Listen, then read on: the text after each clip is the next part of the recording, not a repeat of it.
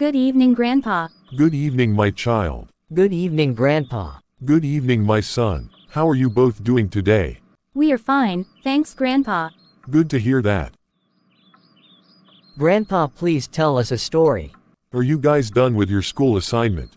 Yes, Grandpa. Are you sure? Yes, Grandpa. All right, I will tell you a story. Actually, this particular story is about my friend. Her name is Stella. She's a very close friend of mine. She was traveling to Dubai for holiday. Stella is this type of person that loves traveling around. So on this day she was traveling to Dubai. She was in a plane when an older lady came sitting close to her. She asked her to help her put her bag in the overhead luggage compartment.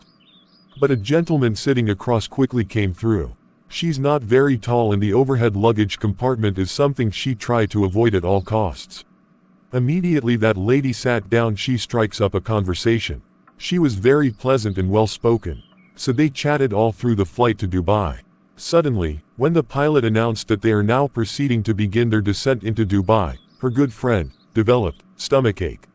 Stella has a very good heart. She pressed the steward's button, and the stewardess came to find out what the problem was. She told her seatmate was not feeling well. And this lady, she suddenly began to address her as, my daughter. The stewardess told her that there was nothing they could do except give her some painkillers and wait until they landed. The pilot announced that they had a medical emergency on board and advised them all to stay calm. Her new friend was crying and sweating like crazy. And she refused to let go of her hand. Everyone assumed they know each other. So they landed at Dubai and the same gentleman who helped put up her luggage in the overhead compartment removed her luggage. But as he removed the luggage, he advised her to distance herself from this lady and make it clear to the cabin crew that they are not traveling together. He was a godsend. So indeed, the cabin crew went to ask her if they are related. She categorically told them they had met on the plane. She didn't know her at all. So they began to deplane and as she said goodbye she kept begging her to carry her handbag. She was so torn, but the gentleman looked her in the eye and emphatically shook his head. He passed her a note telling her to let the cabin crew handle her. So she exit the aircraft and leave her new friend to wait for the wheelchair and be handled by the cabin crew feeling very guilty. As they waited for their luggage to come through, she heard this commotion. Her new friend was running, trying to escape the cabin crew, having gotten out of the wheelchair. She left the stewardess with her handbag and just ran towards the exit with the rest of her hand luggage. Luckily the airport police were faster than her. They got hold of her and brought her back in handcuffs. This lady starts calling out to her, my daughter, how could you do this to me?" That's when she caught on. She was carrying drugs and she was trying to implicate her.